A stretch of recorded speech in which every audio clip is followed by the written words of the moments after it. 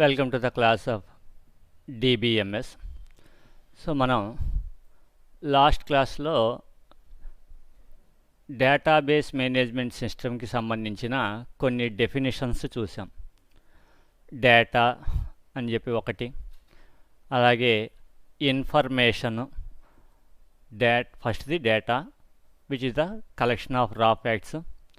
అలాగే information means the processed data అని చెప్పి ఒకటి చెప్పుకున్నాం. తర్వాత వాట్ ఈజ్ డేటాబేస్ అని చెప్పి ఒక పాయింట్ చెప్పుకున్నాం. లాస్ట్ అండ్ ఫైనల్గా DBMS. సో ఈ నాలుగింటికి సంబంధించి మనం కొన్ని డెఫినేషన్స్ చెప్పుకున్నాం. అంటే డేటా అనేది దేన్ని అంటారు, ఇన్ఫర్మేషన్ అంటే ఏంటి, డేటాబేస్ అంటే ఏంటి, డేటాబేస్ మేనేజ్మెంట్ సిస్టమ్ అంటే ఏంటి అని చెప్పుకున్నాం. అలాగే various types of objectives of DBMS అనేది కూడా చెప్పుకున్నాం. సో ఇవాల్టి క్లాస్లో మనం ఈ డేటాబేస్ మేనేజ్మెంట్ సిస్టమ్కి సంబంధించి క్లాసిఫికేషన్స్ ఆఫ్ డేటాబేసెస్ ఆర్ దాన్నే మనం ఏమని పిలుస్తాం అంటే టైప్స్ ఆఫ్ డేటాబేసెస్ అంటాం. ఏదర్ క్లాసిఫికేషన్స్ ఆఫ్ డేటాబేస్ అన్నా టైప్స్ ఆఫ్ డేటాబేస్ అన్నా ఏదన్నా ఒకటే. ఎందుకంటే మనకి యాక్చువల్గా డేటాబేస్ అనేది which is nothing but an organised collection of logically related data అని చెప్పుకున్నాం. అంటే ఒక పర్టికులర్ ఆర్గనైజేషన్కి సంబంధించిన డేటాని మనం కలెక్ట్ చేసినట్టయితే ఆ డేటా అంతా కూడా డిఫరెంట్ నెంబర్ ఆఫ్ టేబుల్స్ రూపంలో మెయింటైన్ చేసినప్పుడు ఈ డేటా అంతా కూడా మనకి ఒకదానికొకటి ఇంటర్ రిలేటెడ్గా ఉంటుంది. అలా ఇంటర్ రిలేటెడ్గా ఉన్న డేటాని మనం ఏదైతే కలెక్ట్ చేస్తామో దాన్ని మనం డేటాబేస్ అంటాం. సో ఈ డేటాబేస్ అనేది which stores the data about either particular పర్సన్కి సంబంధించి కానీ, లేదంటే ఒక ఆర్గనైజేషన్కి సంబంధించి కానీ, లేదంటే ఒక ఈవెంట్కి సంబంధించి కానీ ఏదైనా అవ్వచ్చు. సో అయితే అటువంటి డేటాబేసెస్లో మళ్ళీ మనకి డిఫరెంట్ టైప్స్ ఆఫ్ డేటాబేసెస్ ఉంటాయి. అయితే ఈ టైప్స్ ఆఫ్ డేటాబేసెస్ కూడా ఎలా డివైడ్ చేస్తాము అంటే, ఒకటి the number of persons interact with the database, అంటే or number of users interact with the database. అంటే ఒక పర్టికులర్ డేటాబేస్ని ఎట్ ఏ టైం ఎంతమంది యూజర్స్ యాక్సెస్ చేస్తారు అనే దాన్ని బేస్ చేసుకుని కొన్ని కేటగిరీస్ కింద చెప్తాం. అలాగే the location of the database stored, అంటే ఎంటైర్ డేటాబేస్ మొత్తాన్ని మనం ఎలా ప్లేస్ చేసాం, ఎక్కడ లొకేట్ చేసాము అనే దాన్ని బేస్ చేసుకుని ఒక రెండు రకాలుగా డివైడ్ చేస్తాం. అంటే నెంబర్ ఆఫ్ యూజర్స్ని బేస్ చేసుకుని ఒక కేటగిరీ కింద, అలాగే లొకేషన్ బేస్ చేసుకుని, అలాగే ద ఫ్రీక్వెన్సీ ఆఫ్ యూసేజ్ని బేస్ చేసుకుని కొన్ని రకాలుగాను డివైడ్ చేస్తాం.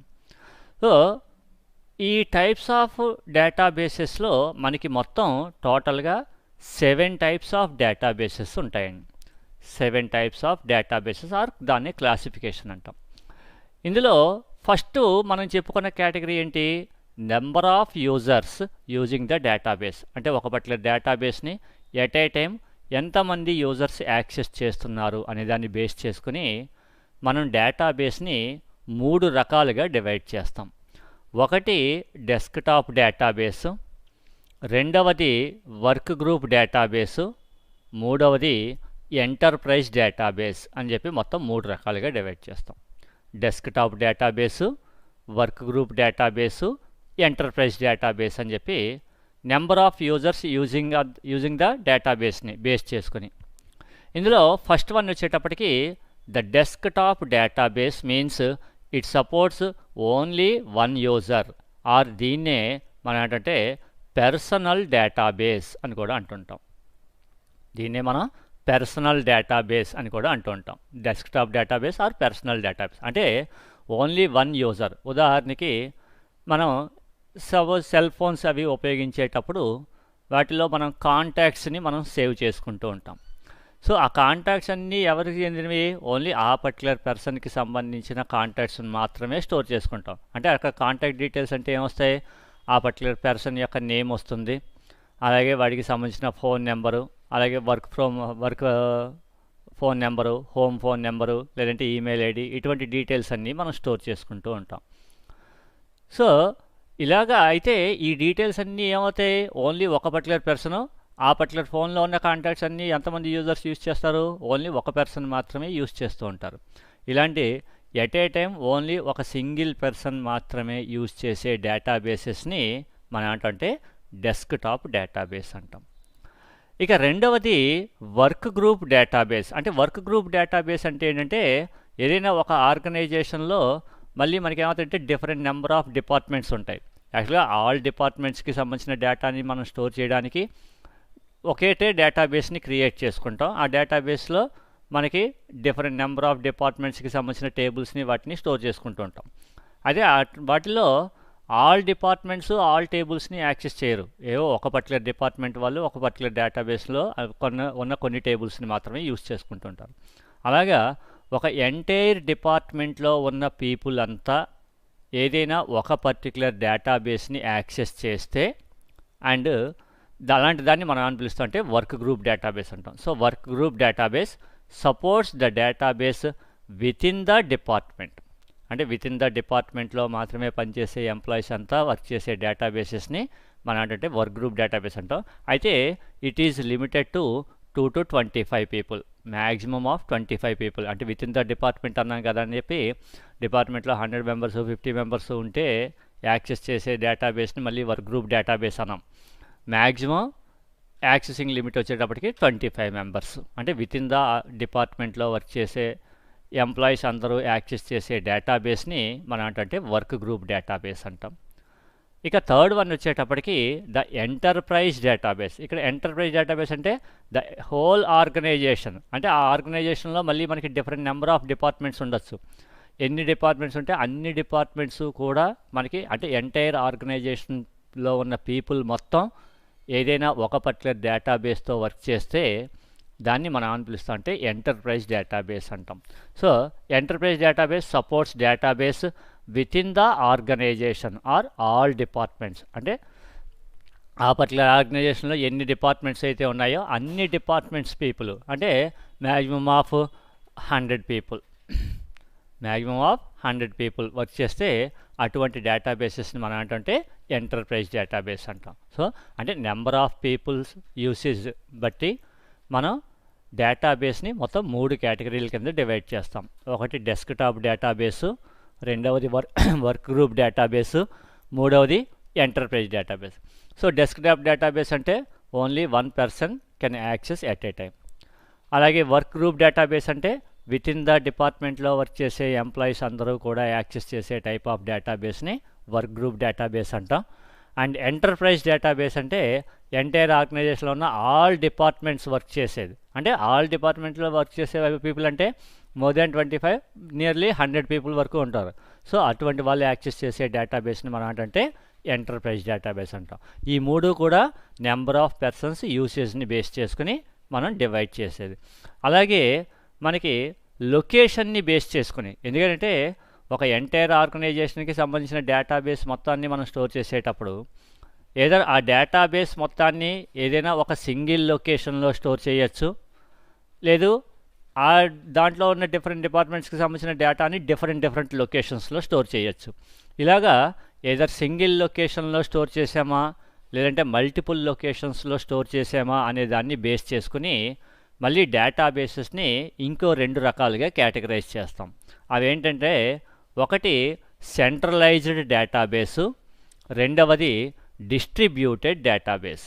సెంట్రలైజ్డ్ డేటాబేసు, డిస్ట్రిబ్యూటెడ్ డేటాబేసు ఈ 2 లొకేషన్ని బేస్ చేసుకుని, అంటే ఎంటైర్ డేటాబేస్ మొత్తాన్ని మనం ఒకే ఒక సింగిల్ లొకేషన్లో స్టోర్ చేస్తే, అంటే విత్ ఇన్ ద ఆర్గనైజేషన్లో సాధారణంగా ఆర్గనైజేషన్లో ఉన్న డిఫరెంట్ నెంబర్ ఆఫ్ కంప్యూటర్స్ అన్నింటినీ కనెక్ట్ చేసి వాళ్ళు ఏం చేస్తారు, అందరు పీపుల్ కూడా ఒక పర్టికులర్ డేటాని యాక్సెస్ చేయాలి అనుకుంటే ఆ ఎంటైర్ డేటా అంతా కూడా ఆల్ యూజర్స్కి యాక్సెసిబుల్ అయ్యేటట్టుగా డెడికేటెడ్గా ఒక సిస్టమ్ని ప్లేస్ చేస్తాం. దాన్ని మనం సాధారణంగా నెట్వర్క్ టెక్నాలజీస్లో ఏమని పిలుస్తాం అంటే సర్వర్ అని పిలుస్తుంటాం.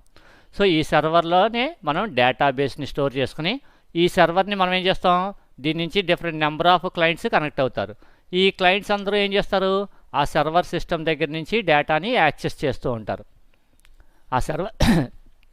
ఆ సర్వర్ సిస్టమ్ నుంచి డేటాని యాక్సెస్ చేస్తుంటారు. అంటే ఆల్ పీపుల్ ఎంటర్ చేసే డేటా అంతా మనకి ఏమవుతుంది, ఈ సర్వర్లోనే మనకి స్టోర్ అవుతుంది. ఈ సర్వర్లో అంటే ఒక సింగిల్ లొకేషన్లోనే మనం ఎంటైర్ డేటాబేస్ని మనం స్టోర్ చేసినట్టయితే కనుక దాన్ని మనం ఏంటంటే సెంట్రలైజ్డ్ డేటాబేస్ అంటాం. So the entire database is located at a single location. అంటే ఒక సింగిల్ లొకేషన్లో మనం స్టోర్ చేసిన ఎంటైర్ డేటాబేస్ మొత్తాన్ని మనం ఏంటంటే సెంట్రలైజ్డ్ డేటాబేస్ అంటాం.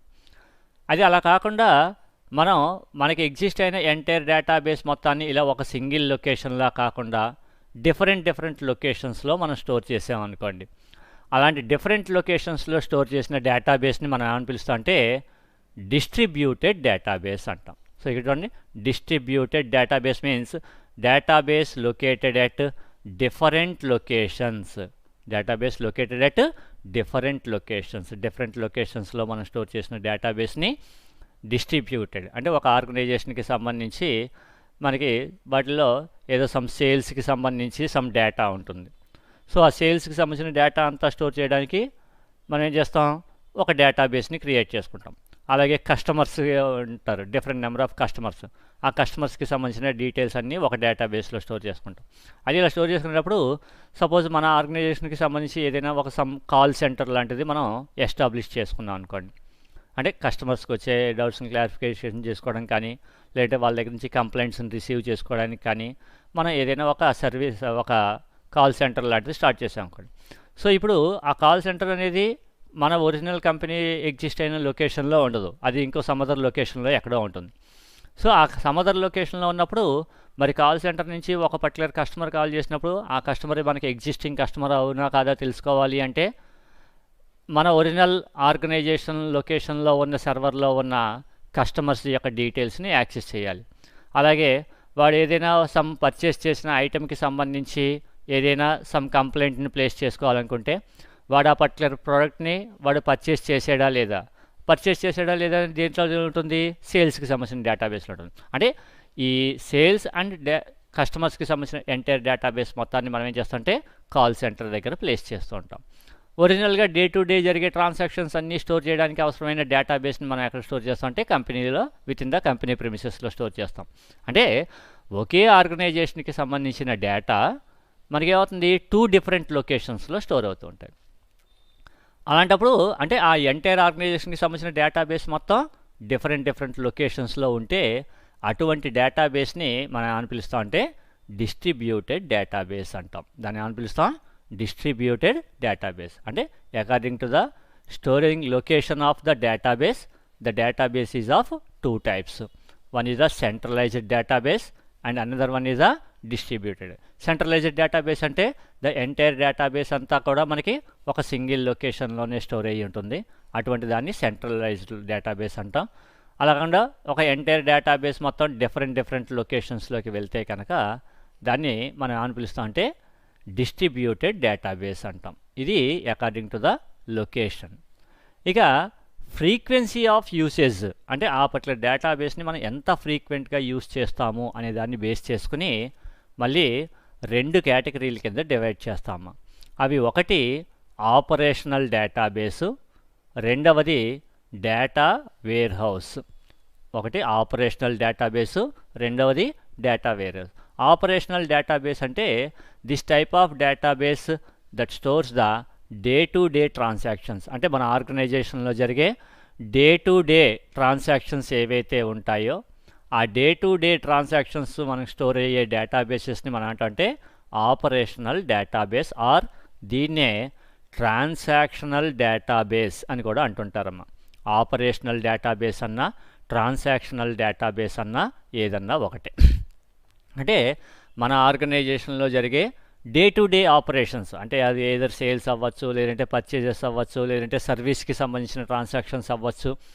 ఇటువంటి transactions day by day everyday మనం డేటాని స్టోర్ చేస్తూ ఉంటాం కాబట్టి ఆ ఎవ్రీడే డేటాని స్టోర్ చేసే టైప్ ఆఫ్ డేటాబేసెస్ని మనం అంటే ఆపరేషనల్ డేటాబేసెస్ అంటాం. అయితే ఈ ఆపరేషనల్ డేటాబేసెస్ అంతా మనకి ఎందుకు ఉపయోగపడుతుంది అంటే జస్ట్ మన ఆర్గనైజేషన్లో ఎన్ని రకాల ఆపరేషన్స్ పెర్ఫామ్ అవుతున్నాయి, ఏ ట్రాన్సాక్షన్స్ జరుగుతున్నాయి, లేదంటే పెర్ డేకి ఎన్ని ట్రాన్సాక్షన్స్ జరిగాయి, ఇటువంటి డీటెయిల్స్ అన్నీ తెలుసుకోవడం వరకు మాత్రమే మనకి అది ఉపయోగపడుతుంది. అయితే ఇదంతా కూడా మనకి ఏమవుతుందంటే which will be stored in the form of data. అయితే ఆ డేటా మనకి ఎందుకు ఉపయోగపడుతుందంటే మనకి ఒకవేళ ఫ్యూచర్లో మనం బిజినెస్కి సంబంధించిన ఏదైనా సమ్ డెసిషన్ తీసుకోవాలి అంటే దానికి సంబంధించిన ఇన్ఫర్మేషన్ని మనం జనరేట్ చేసుకోవాలి. ఆ ఇన్ఫర్మేషన్ ఎక్కడి నుంచి జనరేట్ అవుతుంది? డేటా నుంచి. ఎందుకంటే information is nothing but the processed data. So ఆ ప్రాసెస్డ్ డేటాని మనం ఇన్ఫర్మేషన్ అంటాం. కాబట్టి ఒక ఆర్గనైజేషన్కి సంబంధించిన లేదంటే బిజినెస్కి సంబంధించిన ఏదైనా సమ్ డెసిషన్ని మనం తీసుకోవాలి అంటే ఏదైనా ఒక particular company different types of ప్రొడక్ట్స్ని మ్యానుఫ్యాక్చర్ చేసి సేల్ చేస్తుంది అనుకోండి. ఆ సేల్స్కి సంబంధించి లేదంటే ఏదైనా సేల్స్ తగ్గినట్టు అనిపించినా లేదంటే ప్రొడక్షన్ తగ్గినట్టు అనిపించినా మనం ఆ బిజినెస్కి సంబంధించిన ఏదైనా సమ్ డెసిషన్ని మనం తీసుకోవాలి అంటే first of all we need to generate some information. So ఆ ఇన్ఫర్మేషన్ అంతా ఎక్కడి నుంచి వస్తుందంటే డే టు డే జరిగే మనకి ట్రాన్సాక్షన్స్కి సంబంధించిన డేటా నుంచి వస్తుంది. అదే ఈ ఆపరేషనల్ డేటాబేస్ అనేది ఓన్లీ జస్ట్ డేటాని స్టోర్ చేయడం వరకు మాత్రమే ఉపయోగపడుతుంది. దాని నుంచి మళ్ళీ మనకి ఇన్ఫర్మేషన్ కావాలి అంటే ఆ డేటా మొత్తాన్ని రిట్రీవ్ చేసి దాని నుంచి మనం ఇన్ఫర్మేషన్ని తీసుకుంటే ఆ ఇన్ఫర్మేషన్ని బేస్ చేసుకుని డెసిషన్ మేకింగ్ తీసుకుంటాం. అయితే డే టు డే జరిగే ట్రాన్సాక్షన్స్ అన్నీ స్టోర్ చేసే డేటాబేస్లో డేటా కూడా బాగా ఎప్పుడు లార్జ్ సైజులో ఉంటుంది. కాబట్టి ఆ లార్జ్ సైజ్ డేటా మొత్తాన్ని మనం చెక్ చేసుకొని దాని నుంచి ఇన్ఫర్మేషన్ జనరేట్ చేసి అప్పటికప్పుడు ఇన్ఫర్మేషన్ జనరేట్ చేయాలన్నా లేదంటే దాని నుంచి డెసిషన్ తీసుకోవాలన్నా మనకి చాలా కష్టమైపోతుంది. అందుకని మనం ఏం చేస్తామంటే సమ్ పీరియాడికల్ టైం పెట్టుకుని అంటే ఏదర్ వీక్లీ కానీ లేదంటే మంత్లీ కానీ లేదంటే బై మంత్లీ కానీ క్వార్టర్లీ కానీ ఇలాగ ఏదో ఒక స్పెసిఫిక్ టైం పీరియడ్ పెట్టుకుని ఈ ఆపరేషనల్ డేటాబేస్లో డే టు డే ట్రాన్సాక్షన్స్ జరిగిన డేటా మొత్తాన్ని మనం రిట్రీవ్ చేసుకుని వాటి మీద సమ్ అగ్రిగేషన్ ఆపరేషన్స్ని పెర్ఫామ్ చేస్తాం. Aggregation or we will perform the summarisation. అంటే దాని మీద సమ్మరైజేషన్ ఆపరేషన్స్ని పెర్ఫామ్ చేస్తుంటాం. అంటే సమ్మరైజేషన్ ఆపరేషన్స్ అంటే మనకి ఏదైనా ఒక పర్టికులర్ ప్రోడక్ట్కి సంబంధించిన టోటల్ సేల్స్ అంటే వీక్లీ అనుకున్నాం అనుకోండి. ఈ ఒక 1 వీక్ కంప్లీట్ అవ్వగానే మనం ఏవైతే డిఫరెంట్ టైప్స్ ఆఫ్ ప్రొడక్ట్స్ని మనం సేల్ చేస్తున్నామో ఈచ్ అండ్ ఎవ్రీ ప్రోడక్ట్కి సంబంధించిన సేల్స్ యొక్క కౌంట్ అంటే టోటల్గా ఎంత సేల్ అయింది. లేదు మనకి ఈ పర్టికులర్ ప్రోడక్ట్ మళ్ళీ మనకి డిఫరెంట్ రీజియన్స్లో మనం సేల్ చేస్తున్నాం అనుకోండి. ఈ పర్టికులర్ రీజియన్ వైజు ఆ పర్టికులర్ ప్రోడక్ట్ టోటల్గా ఎంత సేల్ అయిందో ఈ డే టు డే ట్రాన్సాక్షన్స్ దగ్గర నుంచి రిట్రీవ్ చేసుకుంటే వాటి మీద మనం ఏం చేస్తాం? Either we will perform the count or we will perform the summarisation. సాధారణంగా అమౌంట్స్కి వాటికి అయితే సమ్మరైజేషన్ చేస్తాం. క్వాంటిటీస్ అలాంటివి అయితే కనుక మనం ఏం చేస్తాం? కౌంట్ చేసుకుంటూ ఉంటాం. సో ఇటువంటి కౌంటు ఆర్ సమ్మరైజేషన్ ఆపరేషన్స్ని పెర్ఫామ్ చేస్తే మనకి ఏమవుతుంది? We will get some information అనమాట. అంటే ఈ ఇన్ఫర్మేషన్ ద్వారా మనం బిజినెస్కి సంబంధించిన డెసిషన్స్ని చాలా ఫాస్ట్గా మనం డెసిషన్స్ని తీసుకోగలుగుతాం. సో అలా తీసుకోవాలి అంటే ఈ ప్రాసెస్ చేసిన ఇన్ఫర్మేషన్ అంతా కూడా మళ్ళీ మనకి ఏమవ్వాలి? సమ్ డేటా కింద మనకి స్టోర్ అవ్వాలి. అంటే we have to get the summarized and పీరియాడికల్గా సమ్మరైజ్డ్ డేటాని మనం స్టోర్ చేసుకోవాలి అనుకుంటే అలాంటప్పుడు we will use the data warehouse. అంటే data warehouse supports the database for decision making. అంటే సాధారణంగా బిజినెస్కి సంబంధించిన ఏవైనా సమ్ డెసిషన్స్ని మనం తీసుకోవాలి అనుకుంటే కనుక మనకి ఎగ్జిస్ట్ అయిన డే టు డే జరిగే ట్రాన్సాక్షన్స్కి సంబంధించిన డేటాబేస్ నుంచి మనం డేటాని కలెక్ట్ చేసుకుని ఆ డేటా మొత్తాన్ని మనం ఏం చేస్తామంటే ఇన్ఫర్మేషన్ రూపంలోకి మనం ప్లేస్ చేసుకోవాలి. ఆ ఇన్ఫర్మేషన్ రూపంలో మనం ప్లేస్ చేసుకోవడానికి we will use the data warehouse అనేది ఉపయోగిస్తాం. అయితే ఈ డేటా వేర్ హౌస్లో మనకి స్టోర్ చేసే డేటా అంతా ఎప్పుడు కూడా పీరియాడికల్గా అండ్ సమ్మరైజ్డ్గా ఉంటుంది.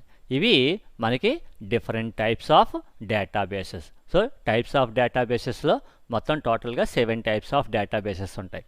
ఒకటి మనకి డెస్క్టాప్ డేటాబేస్, రెండవది వచ్చేటప్పటికి work group database and enterprise database. అంటే ఓన్లీ ఒక సింగిల్ పర్సన్ మాత్రమే యాక్సెస్ చేసే టైప్ ఆఫ్ డేటాబేసెస్ని డెస్క్టాప్ డేటాబేస్ అంటాం. సో అలాగే విత్ ఇన్ ద డిపార్ట్మెంట్లో 2 to 25 మెంబర్స్ వరకు యాక్సెస్ చేసే టైప్ ఆఫ్ డేటాబేసెస్ని మనం వర్క్ గ్రూప్ డేటాబేస్ అంటాం. అలాగకుండా all departments different number of peoples more than 25 అంటే లిమిటెడ్ టు 100 పీపుల్ మనకి యూజ్ చేసే టైప్ ఆఫ్ డేటాబేసెస్ని మనం ఏంటంటే ఎంటర్ప్రైజ్ డేటాబేస్. అంటే ఈ మూడింటిని మనం నెంబర్ ఆఫ్ పర్సన్స్ యాక్సెస్ చేసే దాన్ని బేస్ చేసుకుని 3 రకాలుగా చెప్తాం. అలాగే డేటాబేస్ ప్లేస్ చేసిన లొకేషన్ని బేస్ చేసుకుని 2 రకాలుగా చెప్పుకుంటాం. ఒకటి సెంట్రలైజ్డ్ డేటాబేసు, రెండవది డిస్ట్రిబ్యూటెడ్ డేటాబేస్. అంటే ఎంటైర్ డేటాబేస్ మొత్తం ఒక సింగిల్ లొకేషన్లో స్టోర్ చేసినట్టయితే కనుక దాన్ని సెంట్రలైజ్డ్ డేటాబేస్ అంటాం. అలాగే ఒకే డేటాబేస్ని ఒక లొకేషన్లో కాకుండా ఒకటి కన్నా ఎక్కువ లొకేషన్స్లో డిఫరెంట్ లొకేషన్స్లో స్టోర్ చేస్తే దాన్ని మనం అని పిలుస్తాం అంటే డిస్ట్రిబ్యూటెడ్ డేటాబేస్ అంటాం. అంటే according to the location 2 types, centralised, distributed. అలాగే ఫ్రీక్వెన్సీ ఆఫ్ యూసేజ్ని బేస్ చేసుకుని మళ్ళీ 2 రకాలుగా డివైడ్ చేస్తాం. ఒకటి ఆపరేషనల్ డేటాబేసు, రెండవది data warehouse. Operational database అనేది డే టు డే జరిగే ట్రాన్సాక్షన్స్ అన్నింటినీ స్టోర్ చేయడానికి ఉపయోగిస్తాం. డేటా వేర్ హౌస్ వచ్చేటప్పటికి మాత్రం పీరియాడికల్, సమ్మరైజ్డ్ అండ్ సబ్జెక్ట్ వైజ్గా మనం స్టోర్ చేసే డేటాని మనం స్టోర్ చేసుకోవడానికి డేటా వేర్. అది డేటా వేర్ హౌస్ అనేది జనరల్గా దేనికి ఉపయోగిస్తాం అంటే in order to make the decisions. ఇవి టోటల్గా మనకి క్లాసిఫికేషన్స్ ఆఫ్ డేటాబేసెస్. ఇక దీని తర్వాత మనకి నెక్స్ట్ కాన్సెప్ట్ వచ్చేటప్పటికి అడ్వాంటేజెస్ అండ్ డిసడ్వాంటేజెస్. అంటే ఇప్పటివరకు మనం డేటాబేస్ అంటే ఏంటో తెలుసుకున్నాం. ఆ డేటాబేస్ని మేనేజ్ చేయడానికి అవసరమైన DBMS సాఫ్ట్వేర్స్ గురించి మనం తెలుసుకున్నాం. అలాగే వాటి యొక్క ఆబ్జెక్టివ్స్ తెలుసుకున్నాం. అదే మరి ఇవన్నీ తెలుసుకున్న తర్వాత అలాగే డిఫరెంట్ టైప్స్ ఆఫ్ డేటాబేసెస్ కూడా చూసాం. సో ఇక ఇప్పుడు ఈ డేటాబేస్ మేనేజ్మెంట్ సిస్టమ్స్ అనేది ఇంట్రడ్యూస్ చేయడం వల్ల వాటి యొక్క అడ్వాంటేజెస్ ఏంటనేది ఒకసారి చూద్దాం.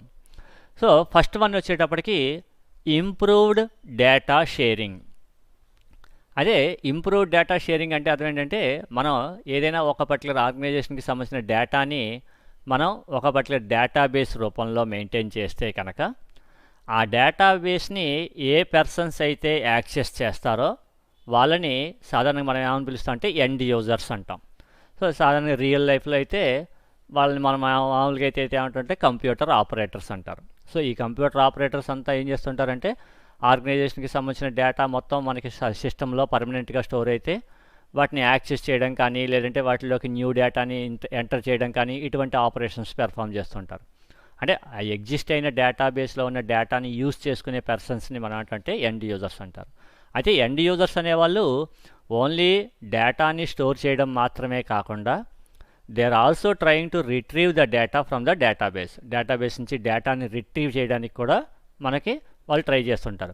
అది అలా చేసేటప్పుడు మనకి ఉన్న ఎంటైర్ ఆర్గనైజేషన్కి సంబంధించిన డేటా మొత్తం ఒక ఎంటర్ప్రైజ్ డేటాబేస్ కింద మనం ట్రీట్ చేసినట్టయితే కనుక అక్కడ యూజ్ చేసే నెంబర్ ఆఫ్ ఎండ్ యూజర్స్ బాగా ఎక్కువగా ఉంటారు. కాబట్టి అలాగే different number of different users different types of ఇన్ఫర్మేషన్ని మనకి రిట్రీవ్ చేస్తూ ఉంటారు.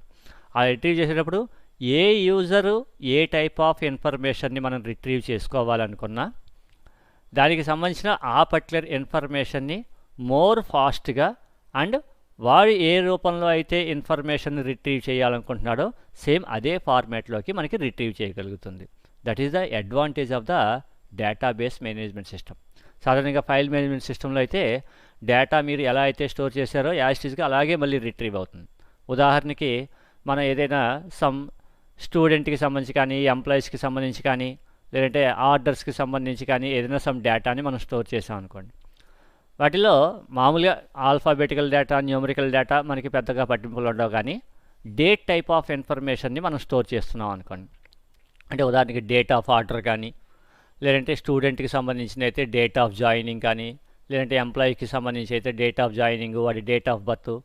సాధారణంగా ఇలాంటి డేట్ ఆఫ్ బర్త్ అవి మనం స్టోర్ చేసేటప్పుడు మనం సాధారణంగా డేట్ ఏ ఫార్మాట్లో ఇస్తాం, DDMMYY. ఎందుకంటే మనకి బాగా అలవాటైన పద్ధతి DDMMYY. అంటే మనం రియల్ లైఫ్లో ఉపయోగించే పద్ధతి కూడా ఇదే, DDMMYY. ఈ ఫార్మాట్లో ఉపయోగిస్తుంటాం. అయితే సాధారణంగా కంప్యూటర్లో మనకి ఏ ఫార్మాట్లో ఉంటుంది, కంప్యూటర్లో డేట్ ఎప్పుడు కూడా MMDDYY ఈ ఫార్మాట్లో ఉంటుంది. అంటే మనకి కంప్యూటర్లో మనకి స్టోర్ అయ్యే డేటా కానీ లేదంటే కంప్యూటర్లో మనం స్టోర్ చేసే ఇన్ఫర్మేషన్ కానీ ఎప్పుడు కూడా ఏ ఫార్మాట్లో ఉంటుంది అంటే MMDDYY ఈ ఫార్మాట్లోనే ఉంటుంది. అంటే మనం సిస్టమ్కి ఇన్పుట్ ఇచ్చేటప్పుడు మరి మళ్ళీ ఈ ఫార్మాట్ని గుర్తుపెట్టుకుని మనం ఇవ్వాలి అంటే కష్టం కదా. అయితే ఇది కంప్యూటర్ సాధారణంగా రికగ్నైజ్ చేసే ఫార్మాట్. మళ్ళీ మనం యూజ్ చేసే డేటాబేస్ సాఫ్ట్వేర్స్ ఉంటాయి చూసారా, ఈ డేటాబేస్ సాఫ్ట్వేర్స్లో మళ్ళీ డేటా స్టోర్ అయ్యే ఫార్మాట్ మళ్ళీ మారిపోతుంది, ఎస్పెషల్లీ డేట్ ఫార్మాట్. ఉదాహరణకి మనకి మార్కెట్లో ఒరాకిల్ అని చెప్పేసి ఒక డేటాబేస్ సాఫ్ట్వేర్ ఉందమ్మా. సో ఈ ఒరాకిల్ అనే డేటాబేస్లో డేట్ ఎప్పుడు మనకి ఏ ఫార్మాట్లో స్టోర్ అవుతుంది అంటే MONYY ఈ ఫార్మాట్లో స్టోర్ అవుతుంది. అంటే డేటు మంత్ వచ్చేటప్పటికి షార్ట్ ఫార్మాట్, ఇయర్ 2 డిజిట్స్. అదే మీరు MySQL అని చెప్పేసి ఇంకొక డేటాబేస్ సాఫ్ట్వేర్ ఉంటుందమ్మా, దీన్ని ఉపయోగించారనుకోండి, ఇందులో ఫస్ట్ ఇయర్ స్టోర్ అవుతుంది, తర్వాత మంత్ స్టోర్ అవుతుంది, తర్వాత డే స్టోర్ అవుతుంది. అంటే ఇలాగా ఒక్కొక్క డేటాబేస్ సాఫ్ట్వేర్ ఒక్కొక్క రకమైన ఫార్మాట్స్ని యూజ్ చేస్తూ ఉంటాయి. సో అలా యూజ్ చేసేటప్పుడు అలాగని చెప్పి ఆ పర్టికులర్ ఫార్మాట్లో మళ్ళీ మనం కన్వర్ట్ చేసుకుని మనం డేటాని ఇవ్వలేం. అలాగే మనకి ఇన్ఫర్మేషన్ రిట్రీవ్ అయ్యేటప్పుడు కూడా మనకి ఒరాకిల్ ఈ ఫార్మాట్ సపోర్ట్ చేస్తుంది కాబట్టి ఈ ఫార్మాట్లోనే నేను అవుట్పుట్ ఇస్తాను అంటే మన ఎండ్ యూజర్స్కి అంత ఈజీగా మనకి అర్థమవుతుంది. మనకి అర్థమయ్యే ఫార్మాట్ ఈ ఫార్మాట్ కాబట్టి మనకి డేటా మనం ఏ రూపంలో మనం ఇచ్చినా, ఏ రూపంలో అది స్టోర్ చేసుకున్నా, మనకి ఏ రూపంలో ఏ ఫార్మాట్లో అయితే అవుట్పుట్ కావాలి అనుకుంటామో ఆ ఫార్మాట్లో మనకి వచ్చేటట్టు, అంటే it has to better manage the డేటాని బాగా ప్రాపర్గా మేనేజ్ చేయగలగాలి. Every DBMS software can manage this data. అదే ఇక్కడ చెప్తాడు, improve data sharing provides end users to have better access to more and better managed data. అంటే మీరు ఏ ఫార్మాట్లో ఇచ్చినా అది దానికి దగ్గర ఫార్మాట్లో కన్వర్ట్ చేసుకుంటుంది, అదంతా మనకి అనవసరం. So it manages the data very better than the file systems. ఇక రెండవది, మనకి DBMS సాఫ్ట్వేర్ని మల్టిపుల్ యూజర్స్ యాక్సెస్ చేయడానికి మనకి పర్మిషన్ ఉంటుంది. అంటే డేటాబేస్లో ఓన్లీ ఎట్ ఏ టైం ఒక పర్సన్ మాత్రమే యూజ్ చేసుకోవాలని లేదు, ఇది ఫైల్స్ రూపంలో లాగా. మనకి డేటాబేస్లో ఒకటి కన్నా ఎక్కువ మంది యూజర్స్ యూజ్ చేస్తారు కాబట్టి, ఒకటి కన్నా ఎక్కువ మంది యూజర్స్ యూజ్ చేస్తున్నారు అంటే వెంటనే మనకు వచ్చే ప్రాబ్లం ఏంటి, సెక్యూరిటీ ప్రాబ్లం. ఎందుకంటే ఏదైనా ఒక పర్టికులర్ పర్సన్కి సంబంధించిన ప్రైవసీ డేటాని ఇంకొక సమ్ అదర్ పర్సన్ ఎవరైనా యాక్సెస్ చేస్తున్నారా, అయితే ఆ యాక్సెస్ చేసే పర్సన్ కూడా ఏదైనా ఆథరైజ్డ్ పర్సన్సా లేదంటే అన్ఆథరైజ్డ్ పర్సన్స్ యాక్సెస్ చేస్తున్నారా అనేది మనకి మళ్ళీ మెయిన్ సెక్యూరిటీ ప్రాబ్లం వస్తుంది. అయితే అటువంటివి మనం ఏమీ ఇబ్బంది పడాల్సిన అవసరం ఏం లేదు. మార్కెట్లో మనకి అవైలబుల్ ఎవ్రీ DBMS సాఫ్ట్వేర్లోనూ కూడా మనకి ఈ డిఫరెంట్ నెంబర్ ఆఫ్ యూజర్స్ని సపోర్ట్ చేయడానికి, అలాగే ఆ యూజర్స్ యాక్సెస్ చేసుకోవాల్సిన రోల్స్కి సంబంధించిన డీటెయిల్స్ని యాక్సెస్ చేయడానికి ఎవ్రీ DBMSలోనూ కూడా ఇన్బిల్ట్ ఫీచర్స్ కొన్ని ఉంటాయి. అంటే ఆ పర్టికులర్ డేటాబేస్ని ఏదైనా ఒక పర్టికులర్ యూజర్ యాక్సెస్ చేయాలంటే వాడు ఆథెంటికేటెడ్ యూజర్ అవునా కాదా అని చెక్ చేసుకుంటుంది. అంటే ఎవ్రీ DBMS సాఫ్ట్వేర్ని different number of users access చేసుకోవాలి అనుకున్నప్పుడు ఆ యూజర్స్కి సంబంధించిన డీటెయిల్స్ని ముందుగానే మనం డేటాబేస్లో రిజిస్టర్ చేయాలి. అంటే డేటాబేస్లో రిజిస్టర్ అయిన యూజర్స్ మాత్రమే ఆథెంటికేటెడ్ పర్సన్స్ అవుతారు. సో ఓన్లీ ఆ ఆథెంటికేటెడ్ పర్సన్స్. అయితే ఆ ఆథెంటికేటెడ్ పర్సన్స్లో కూడా ఎంటైర్ డేటాబేస్లో ఉన్న all tables of data access చేసే పర్మిషన్ కూడా ఉండదు. ఏ యూజర్స్ ఏ టేబుల్స్ని యాక్సెస్ చేయాలి, ఏ టేబుల్స్ని యాక్సెస్ చేయకూడదు అనేది కూడా మనం చెప్తూ ఉంటాం. వాటిని మనం ఏంటంటే ప్రివిలేజెస్ అంటాం. సో ఇటువంటి ప్రివిలేజెస్ని అంటే సెక్యూరిటీ పర్మిషన్స్ని వాటిని సెట్ చేయడానికి సంబంధించిన ఆప్షన్స్ కూడా మనకి DBMSలో అవైలబుల్ అవుతుంది. So DBMS provides better facilities for data privacy and security policies. Data ప్రైవసీని అంటే ఇక్కడ డేటా ప్రైవసీ ప్రొవైడ్ చేయడం అంటే ఏంటంటే unauthorized persons cannot access the data. అంటే డేటాబేస్లో మనకి రిజిస్టర్ అయిన ఈచ్ అండ్ ఎవ్రీ యూజర్స్కి సంబంధించి ఈచ్ అండ్ ఎవ్రీ యూజర్ని యూనిక్గా ఐడెంటిఫై చేయడానికి వాడికి ఒక యూజర్ నేము పాస్వర్డ్ క్రియేట్ చేయ ఉంటుంది. ఆ యూజర్ నేము పాస్వర్డ్ ద్వారా లాగిన్ అయితే వాడు ఆథరైజ్డ్ పర్సన్ అని అర్థం. సో ఆ ఓన్లీ ఆథరైజ్డ్ పర్సన్స్ మాత్రమే యాక్సెస్ చేయగలుగుతారు. దాని ద్వారా డేటా ప్రైవసీని ప్రొవైడ్ చేయగలుగుతాం. Moreover it provides the security policies. అంటే చెప్పాం కదా, ఈచ్ అండ్ ఎవ్రీ యూజర్కి కూడా మళ్ళీ మనం డిఫరెంట్ టైప్స్ ఆఫ్ ప్రివిలేజెస్ని సెట్ చేస్తాం. అంటే ఎంటైర్ డేటాబేస్లో ఉన్న డిఫరెంట్ నెంబర్ ఆఫ్ టేబుల్స్లో ఆ పర్టికులర్ యూజరు ఏ డేటాబేస్ని యాక్సెస్ చేయాలి, లేదా ఏ టేబుల్స్ని యాక్సెస్ చేయాలి, ఏ టేబుల్స్ని యాక్సెస్ చేయకూడదు. ఒకవేళ టేబుల్స్ని యాక్సెస్ చేసినా ఆ టేబుల్లో మళ్ళీ ఏ టైప్ ఆఫ్ ఆపరేషన్స్ పెర్ఫామ్ చేయాలి, అంటే ఓన్లీ డేటా స్టోరింగ్ వరకేనా, లేదంటే డేటా మోడిఫికేషన్ చేసే పర్మిషన్స్ ఉన్నాయా, లేదంటే రికార్డ్ డేటాని డిలీట్ చేసే పర్మిషన్స్ ఇవ్వాలా వద్దా, ఇటువంటివన్నీ కూడా సెట్ చేస్తూ ఉంటాం.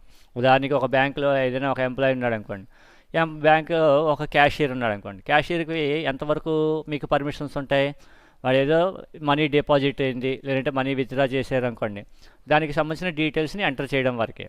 సో ఆ ఎంటర్ చేసేటప్పుడు సపోజ్ ఏదైనా ఒక పర్టికులర్ పర్సన్ అమౌంట్ని డిపాజిట్ చేసేటప్పుడు వాడు 10,000 డిపాజిట్ చేశాడు అనుకోండి, వీడు పొరపాటున 1,000 టైప్ చేశాడు అనుకోండి, మీకు ఏమవుతుంది, డేటాబేస్లో ఓన్లీ 1,000 మాత్రమే డిపాజిట్ చేసినట్టు ఉంటుంది. అదే దాన్ని మళ్ళీ 10,000 మార్చాలనుకోండి, ఆ మార్చే చేంజ్కి సంబంధించిన ఆప్షన్స్ ఆ పర్టికులర్ క్యాషియర్ దగ్గర ఉండవు.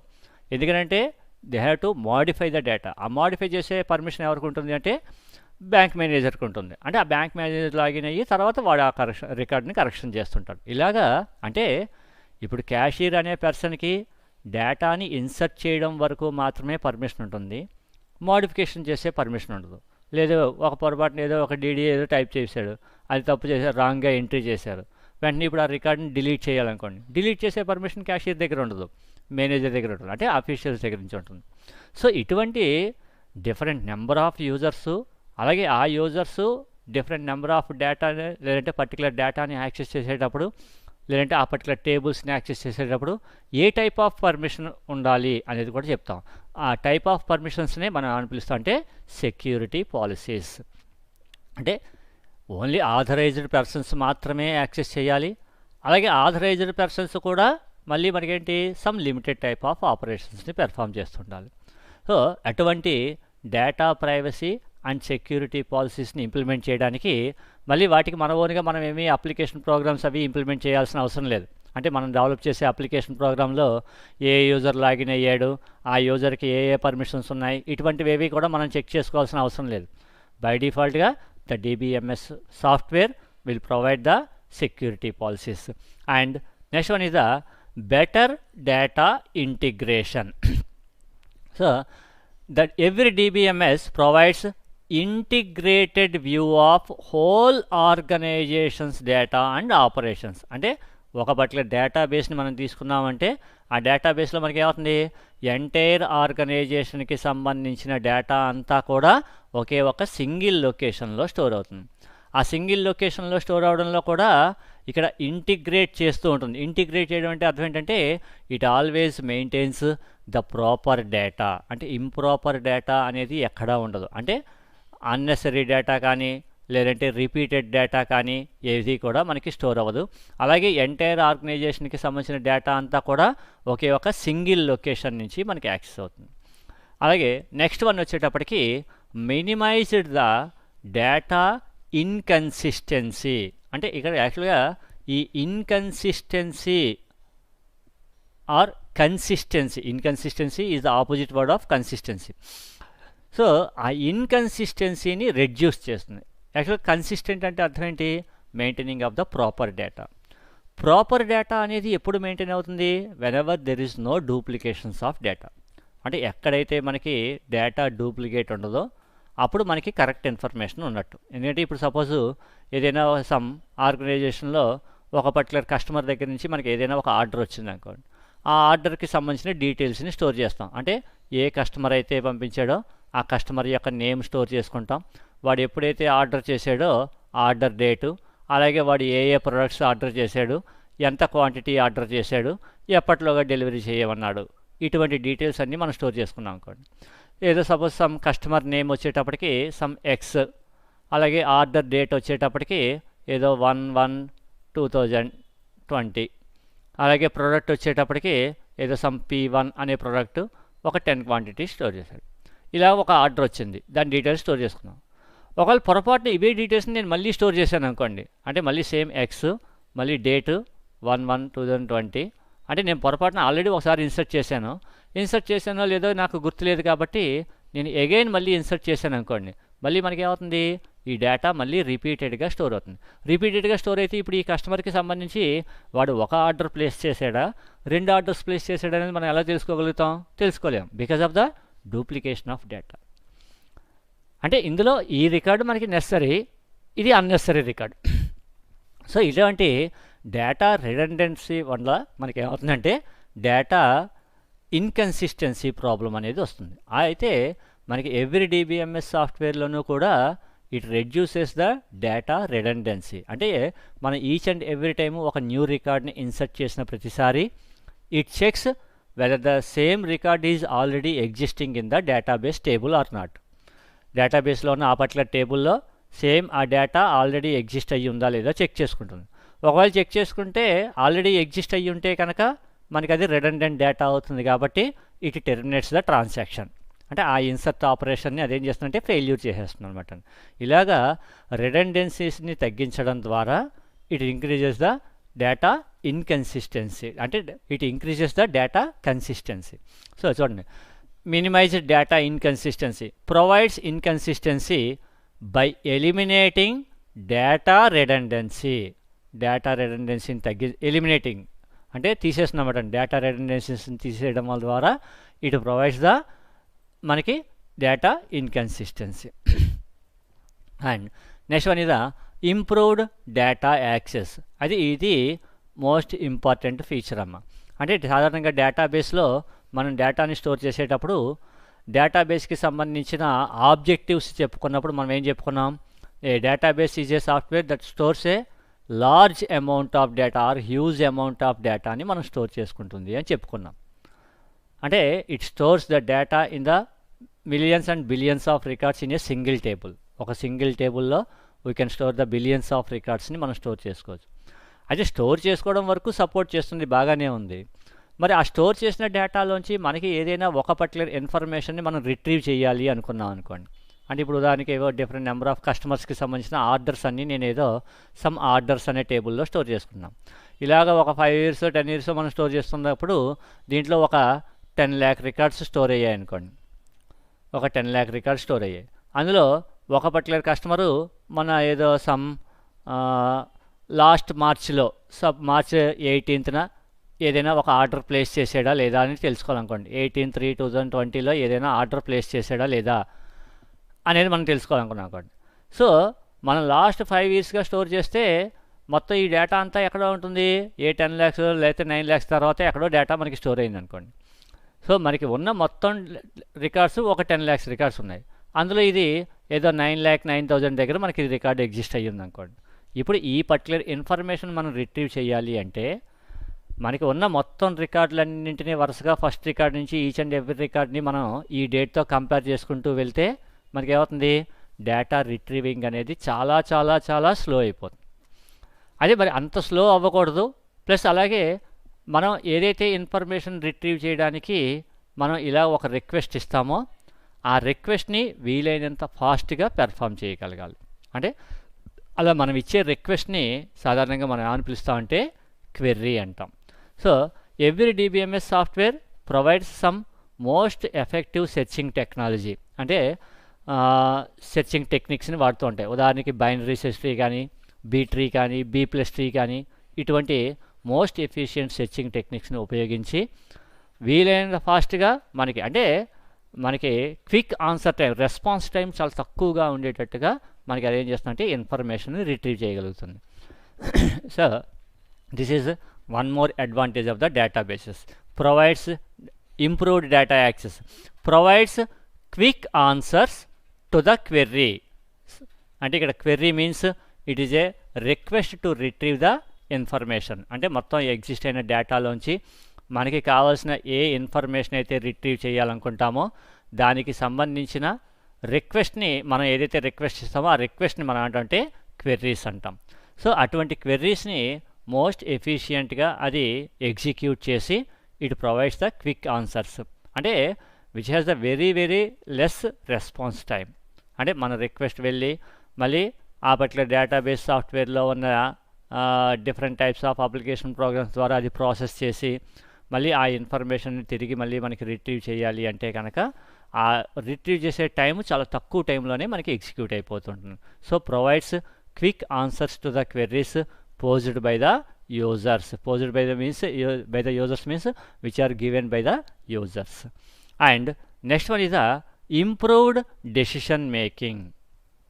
ఇది ఇంప్రూవ్డ్ డెసిషన్. అంటే యాక్చువల్గా బిజినెస్కి సంబంధించి ఆ బిజినెస్ని డెవలప్ చేయడం కానీ, లేదంటే బిజినెస్లో ఏవైనా ప్రాబ్లమ్స్ వస్తే ఆ ప్రాబ్లమ్స్ మనం సాల్వ్ చేయాలి అంటే we have to make some decisions on the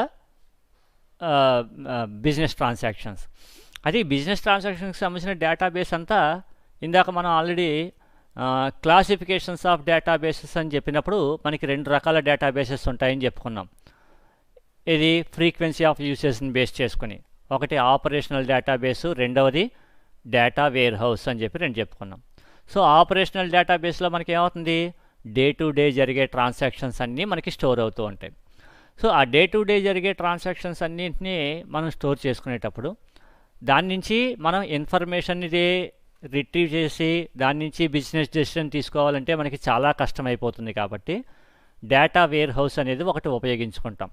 so ఆ డేటా వేర్ హౌస్లో మనం ఏం చేస్తాం, పీరియాడికల్గా సబ్జెక్ట్ వైజ్గా సమ్మరైజ్డ్ ఇన్ఫర్మేషన్ని మనం స్టోర్ చేసుకుంటూ ఉంటాం.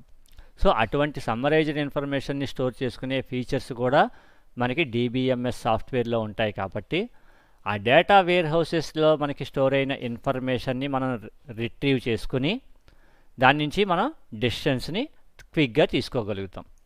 సో అటువంటి బిజినెస్కి సంబంధించిన క్విక్ డెసిషన్స్ని తీసుకోవడానికి కూడా మనకి డేటాబేస్ అనేది ఉపయోగపడుతుంది. దాంట్లో మనం ఇందాక చెప్పుకున్న క్లాసిఫికేషన్స్ ఆఫ్ డేటాబేసెస్ని మనం కన్సిడర్ చేసినట్టయితే అందులో లాస్ట్ పాయింట్గా మనం డేటా వేర్ హౌస్ అని చెప్పి చదువుకున్నాం. ఆ data warehouse is also one type of database. కాబట్టి అటువంటి డేటా వేర్ హౌస్ని ఉపయోగించుకోవడం వల్ల మనం డెసిషన్స్ని క్విక్గా తీసుకోగలుగుతాం. అందుకని the DBMS provides the advantage of improved decision making.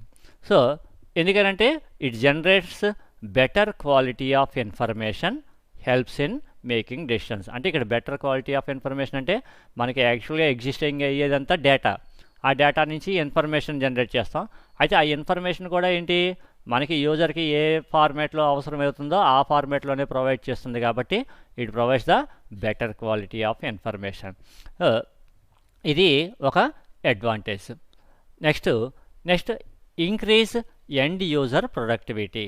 అదే ఇటువంటి టైప్ ఆఫ్ ఆపరేషన్స్ ఇందాక మనం చెప్పుకున్నట్టు బిజినెస్ డెసిషన్కి సంబంధించిన ఇన్ఫర్మేషన్ని మనం రిట్రీవ్ చేయడం కానీ, లేదంటే ఈ డేటాబేస్లో ఎగ్జిస్ట్ అయిన ఎంటైర్ డేటా మొత్తం మనకి ఏదర్ డిస్క్ క్రాష్ అవ్వడం వల్ల కానీ, లేదంటే సడన్ అటాక్స్ ఏవైనా జరగడం ద్వారా డేటా లాస్ అవ్వకుండా ఉండాలంటే బ్యాకప్ ప్రొవైడ్ చేయడం.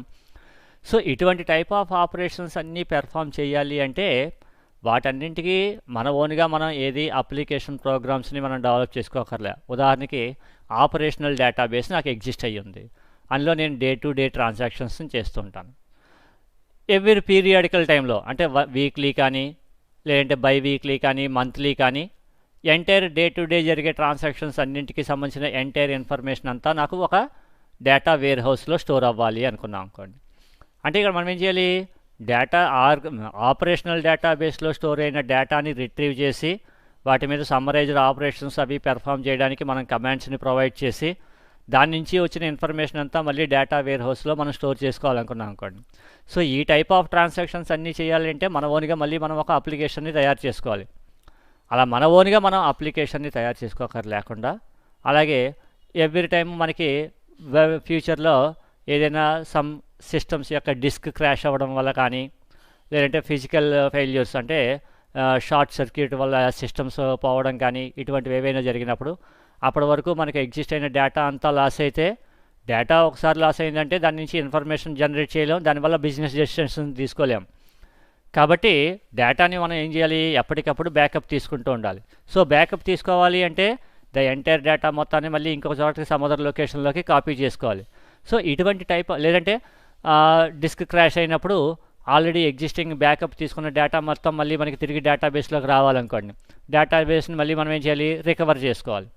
ఇలా డేటాబేస్ని బ్యాకప్ చేసుకోవడము, రికవర్ చేయడము, లేదంటే ఈ డేటా వేర్ హౌస్కి ట్రాన్స్ఫర్ చేయడం, ఇటువంటి టైప్ ఆఫ్ ఆపరేషన్స్ అన్నీ మనం పెర్ఫామ్ చేయాలి అంటే మన ఓన్గా మనం అప్లికేషన్స్ని డెవలప్ చేసుకోకర్ లేకుండా every DBMS software provides some tools. అంటే DBMS సాఫ్ట్వేర్తో పాటే ఇటువంటి డిఫరెంట్ టైప్స్ ఆఫ్ ఆపరేషన్స్ని పెర్ఫామ్ చేయడానికి అవసరమైన కొన్ని టూల్స్ అంటే ఎడిషనల్ సాఫ్ట్వేర్స్ని డైరెక్ట్గా DBMS సాఫ్ట్వేరే మనకి ప్రొవైడ్ చేస్తుంది. అండ్ ఇదండి provides tools that helps to transform data into information quickly. అంటే మనకి సాధారణంగా డేటాబేస్లో స్టోర్ అయ్యేదంతా డేటా. ఆ డేటా నుంచి మళ్ళీ మనం ఏం చేయాలి, ఇన్ఫర్మేషన్ రిట్రీవ్ చేయాలనుకున్నాం అనుకోండి. రిట్రీవ్ చేయాలంటే దానికి మళ్ళీ మనం ఏం చేయాలి, ఆ ప్రాసెస్ అంతా మనం మాన్యువల్గా చేయక్కర్ లేకుండా డైరెక్ట్గా మనకి అదే సమ్ టూల్స్ని ప్రొవైడ్ చేస్తుంది. అక్కడ టూల్స్ అంటే సమ్ ఎడిషనల్ సాఫ్ట్వేర్స్ అనమాట అండి. అయితే ఆ ఎడిషనల్ సాఫ్ట్వేర్స్ ఉపయోగించినప్పుడు ఉదాహరణకి మనం ఎంటైర్ ఆపరేషనల్ డేటా మొత్తాన్ని డేటా వేర్ హౌస్లోకి కన్వర్ట్ చేయాలి అనుకున్నాం అనుకోండి. మనకేం చేయాలి, అది ప్రొడక్ట్ వైజో లేదంటే రీజన్ వైజెస్తో మనం డీటెయిల్స్ని తీసుకున్నప్పుడు ఆ డీటెయిల్స్ అన్నింటినీ అదేం చేయాలి, డే టు డే కానీ లేదంటే ఆపరేషనల్గా తీసుకున్నప్పుడు వాటన్నింటినీ అది ప్రాసెస్ చేయాలి. ప్రాసెస్ చేయడానికి ఏవి ప్రొడక్ట్ వైజ్గా చేయాలా లేదంటే సబ్జెక్ట్ వైజ్గా చేయాలా అంటే వాటికి మళ్ళీ మన ఓన్గా మనం క్వెర్రీస్ని రాసుకోకర్ లేకుండా they will provide some graphical user interface. ఆ గ్రాఫికల్ యూజర్ ఇంటర్ఫేసెస్ని ఉపయోగించి జస్ట్ మనం ఆ ప్రొడక్ట్ అనే కాలంని మనం డ్రాగ్ చేసి రో దగ్గర పడేసాం అనుకోండి, ప్రొడక్ట్స్ని రో వైజ్ చేసేస్తుంది, అలాగే రీజియన్స్ని సబ్జెక్ట్ వైజ్ చేసేస్తుంది. ఇలా చేసేయడం ద్వారా మనకి ఏమవుతుంది అంటే మనకి ఇన్ఫర్మేషన్ని క్విక్గా జనరేట్ చేయగలుగుతుంది.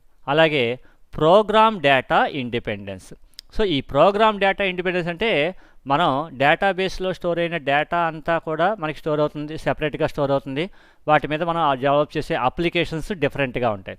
సో ఈ రెండు డిఫరెంట్గా ఉండడం వల్ల ఒకవేళ మనం స్టోర్ చేసే డేటా యొక్క టేబుల్ యొక్క స్ట్రక్చర్స్ని వాటిని మనం మోడిఫికేషన్స్ చేసినా వాటి మీద మనం డెవలప్ చేసే అప్లికేషన్ సాఫ్ట్వేర్స్ ఏవి కూడా మనకి చేంజెస్ చేయాల్సిన అవసరం ఉండదు. అది డేటా ఇండిపెండెన్స్.